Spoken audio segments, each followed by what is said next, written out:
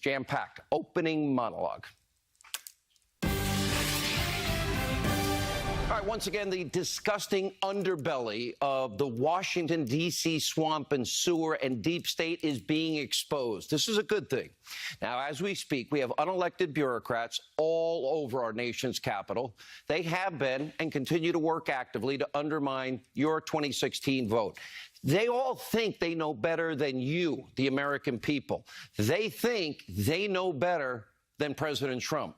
And tonight, one such bureaucrat hiding behind, of course, the veil of anonymity, almost everything is anonymous, bashing this president in a New York Times irresponsible op-ed, writing, quote, "I work for President Trump, but like-minded colleagues and I have vowed to thwart parts of his agenda and his worst inclinations." And it gets worse from there. We're going to spare you all the sanctimonious details, but here's how the president reacted earlier today. Take a look.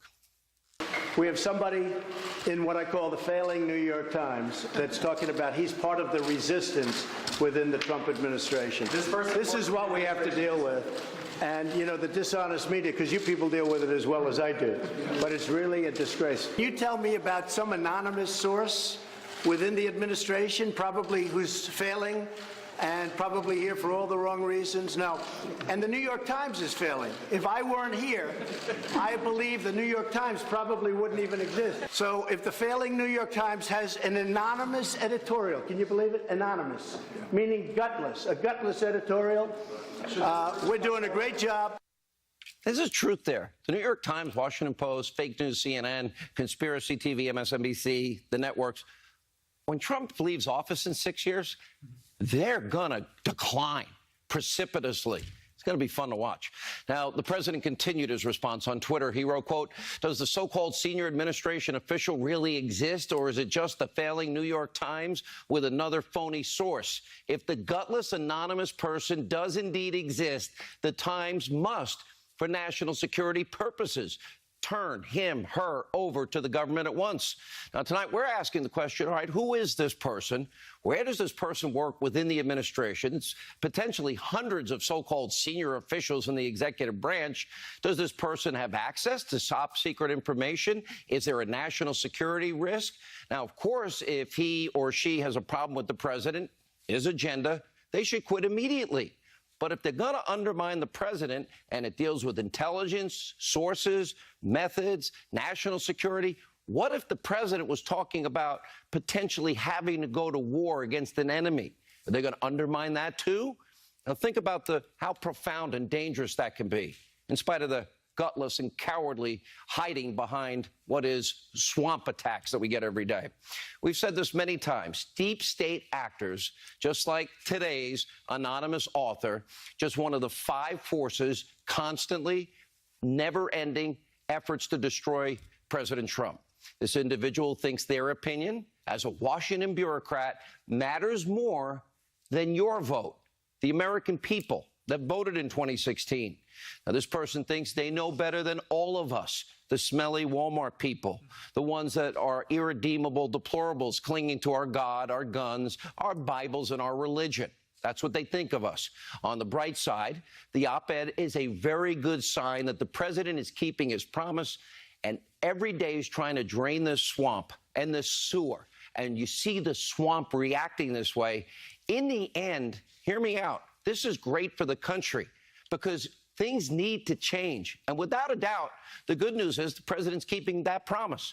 Yeah, he's draining the swamp. He's breaking China. He's challenging the status quo. He's reshuffling the deck. He's stepping on all the toes of all the good old boy systems that have always existed for them, not us, not we the people, those that prefer the good old days in Washington and their good old insider deals and their lobbying efforts.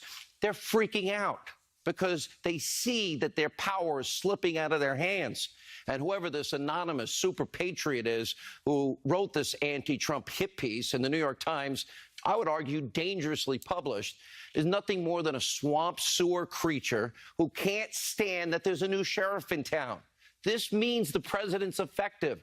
The anonymous source claims that the president's not a conservative and that he's attacked conservatism. Excuse me, the president's actions speak loud and clear. Look at the side of your screen.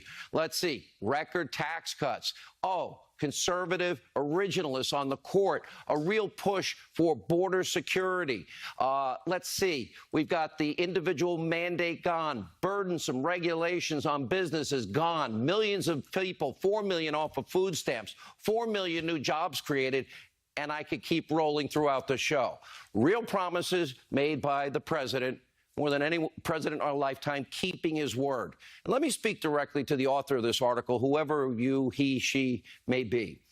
You know, while you half acknowledge in the article that this isn't about you, let's be honest, it's all about you and people like you. And it's about your obsessive, compulsive hatred of one man, the president.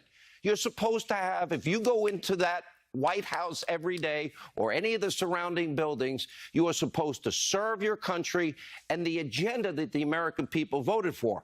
President's sticking to his promises and his agenda. And when you say the president has a preference for dictators like Vladimir Putin and Kim Jong-un, well, he's imposed the strongest sanctions against Russia. Unlike, oh, Obama, I'll have more flexibility after the election. Tell Vladimir. Or North Korea, let's see, hostages are returned. Oh, the remains of American soldiers returned. No missiles fired over Japan. Oh, and we're talking about denuclearization of the entire Korean peninsula. So whoever you are, on top of everything else, you're a liar. So reveal yourself.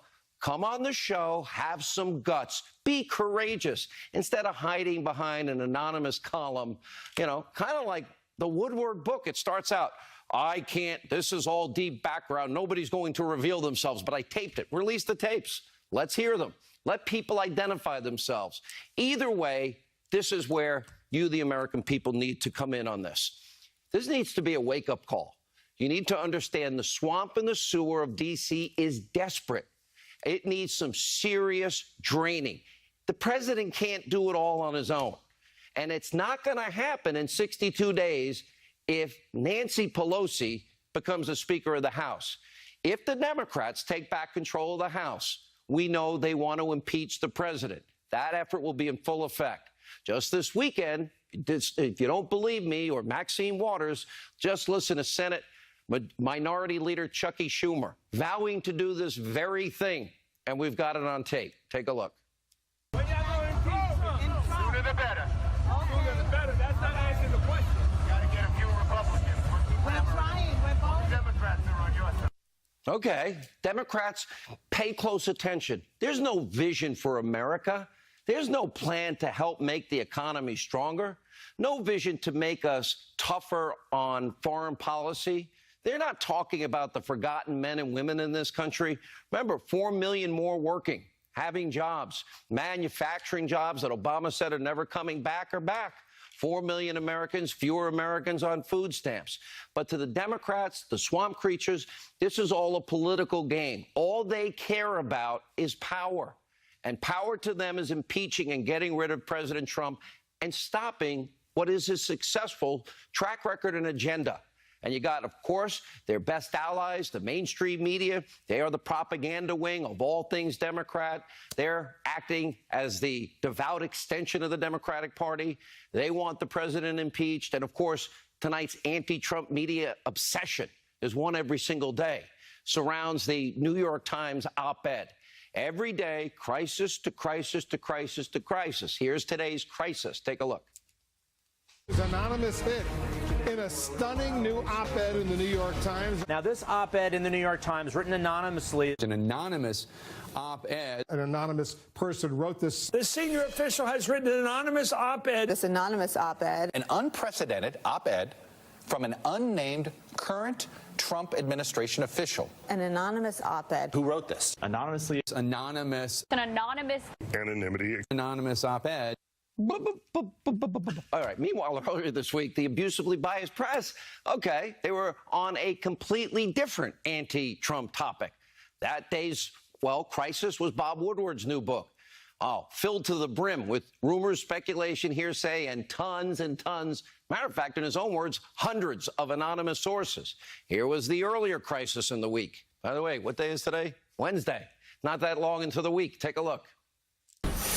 Bob Woodward's explosive new book, Fear, undeniably gripping the White House. All talking to Bob Woodward. This book from Bob Woodward. According to Woodward's reporting. Bob Woodward. Woodward.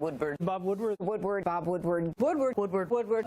Bob Woodward. Bob Woodward. There's really a full court press to try to push back against Bob Woodward's book. The Bob Woodward book. Bob Woodward. Bob Woodward. Woodward. Bob Woodward. Woodward book. Woodward. Woodward. Bob Woodward. Then we read it in the Bob Woodward book. All right, what you just saw are two of this week's examples of the media's obsessive, compulsive hatred of the president. It fits their long, disturbing pattern. Members of the press every day wake up obsessively echoing each other's talking points. Crisis du jour, crisis to crisis to crisis. You might remember some of these breathless, well, we'll call them classics. Take a look.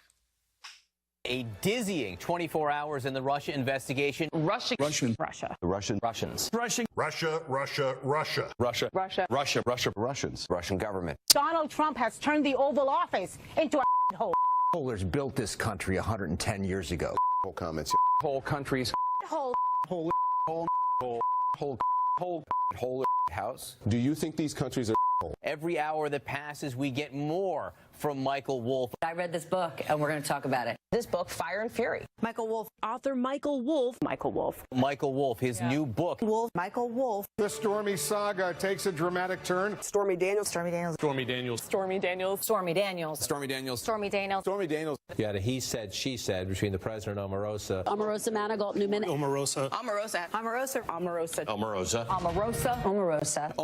Manigault Newman. Omarosa Manigault Newman. The likelihood of impeachment, I'm not saying it's high necessarily, but it certainly went up. Is itself an impeachable offense? Consider something as serious as impeachment. Impeachment? Impeachment. Impeachment. Impeachment. Impeachment.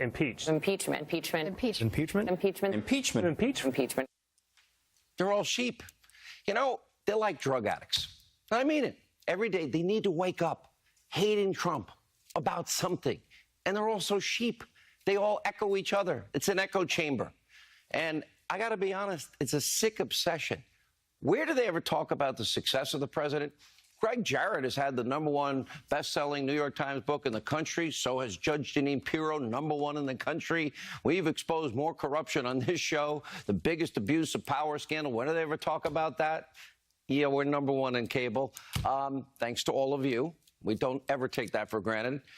We'll have a lot more in the media. And brand new, by the way, anti-Trump op-ed in the New York Times. First, we have to cover a damning news story surrounding Bruce Orr. Pay close attention. House Freedom Caucus Chair Mark Meadows formally requesting the DOJ, the Inspector General, investigate Bruce Orr's seedy ties to Christopher Steele, Andrew Weissman. That's right into Robert Mueller's office and other FBI investigators. Big news tonight. Catherine Herridge, we now know Steele and his phony dossier that not even he believes was fed to Robert Mueller's pit bull, Andrew Weissman.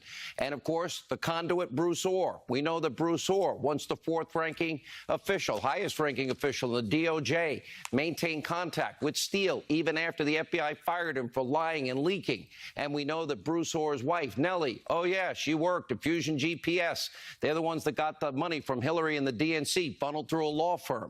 And that Orr literally formally failed to disclose any of this. And meanwhile, according to a breaking report from Judicial Watch tonight, it appears that corrupt, fired FBI agent, Trump hater Peter Strzok actually authored the first draft of the FBI's letter to Congress about the Clinton emails found on Anthony Weiner's laptop, which proves his critical role in, yes, Hillary's exoneration without investigation. We'll have more on that also in a moment. We do have some good news on the investigation into FISA abuse. New report, Sarah Carter, President Trump may declassify 20-plus pages of FISA documents that have been people have been begging to be released. These documents should shine a very important light on how the dossier was used to lie and commit a fraud on a FISA court, which we've been breaking. And by the way, who knew what when? Hi, Rod. How are you? And remember, Clinton paid Fusion GPS with money funneled through the law firm. Then they hired a foreign national. I thought that was bad. He put together the Russian dossier, Russian lies that he didn't even believe, and literally just hates Trump. or the ongoing contact, feeding Trump-hating Steele's Clinton-paid-for Russian lies right into Robert Mueller's office, right into the arms of his pit bull, Andrew Weissman. It's beyond sick. It's beyond corrupt. We'll have more of that in a minute, and we'll also be getting to day 2 of the Kavanaugh hearing in case you missed the long hours of testimony.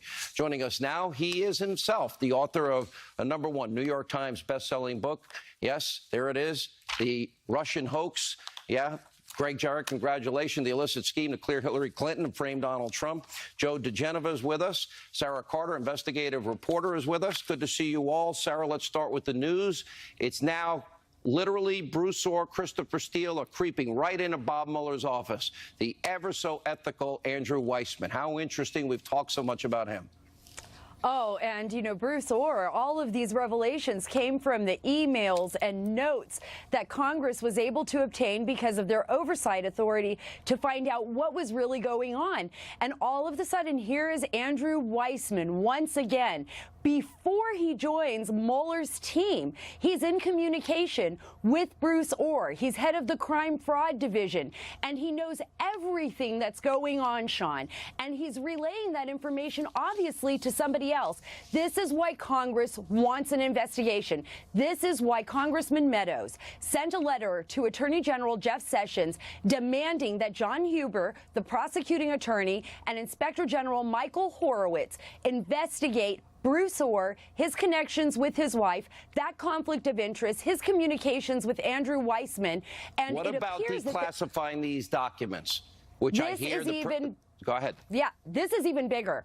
According to a number of sources that I've spoken with, and President Trump himself actually told this in an interview yesterday, that he said that they are seriously considering declassifying the 20 pages of the Foreign Intelligence Surveillance Act warrant that have been redacted by the DOJ. I call these Rosenstein's FISA. Why? Because Rosenstein signed off on the last FISA, and that's critical. These are the 20 pages of the Carter Page FISA that they do not want to come out. And why? Because there is information in there that there has been a fraud perpetrated on the court, on the secret court. And the fraud would be the FISA warrant was it. That's all they had.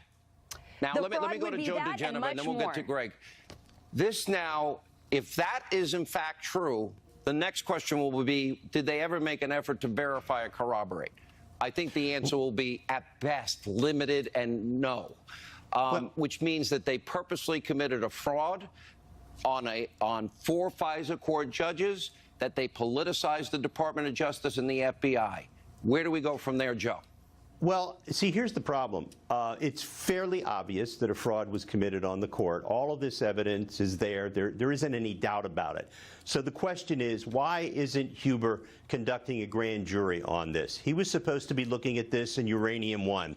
Well, in Uranium One, he didn't even interview Doug Campbell, who is our client, Victoria's client. The bottom line here is we cannot trust the department under Rosenstein, who, by the way, no longer he's got a big problem with FISA personally, and that's under investigation. He signed the last one. Yeah, but it's worse than that. He's now under investigation, and he can't do FISAs anymore. The bottom line is this: Rosenstein. Joe, he's under investigation. Rosenstein is under investigation for things that involve the FISA warrants. And here's the key thing. Sessions is out of all of this. He can't do anything. So where are we in the department? We have a mess of such proportions that there is nothing that can be done about it. I do not trust at this point that the Inspector General, who has no subpoena authority, is going to be able to get to the bottom of this. He is, in fact, right now investigating Rod Rosenstein's role in the FISA warrant process. So Rosenstein can't have anything to do with the FISA process you know that anymore. Joe, I had not confirmed that myself. Sarah, have you? No, I have not confirmed that. I have heard that. Joe? The bottom line is, you know, we all talk to people, and that's what I know, and I'm happy to say it. It's a tragedy for where the department is. The department is in very bad shape right now. It is in free fall. Sessions is completely disengaged from this. It is a travesty of immense proportions. Wow. And here's what we have to do. Congressman Meadows' request is very important. He deserves all kinds of medals for pursuing this. What we need to do is the members of Congress from both the House and the Senate need to demand that there be a federal grand jury investigation to all of the FISA processes, to everything that was done around it before the election, and everything that was done in it after the election, which involved lying to the FISA court. This is now so dangerous to the country that this could be going on. And with that editorial today in the New York Times, that's subversion.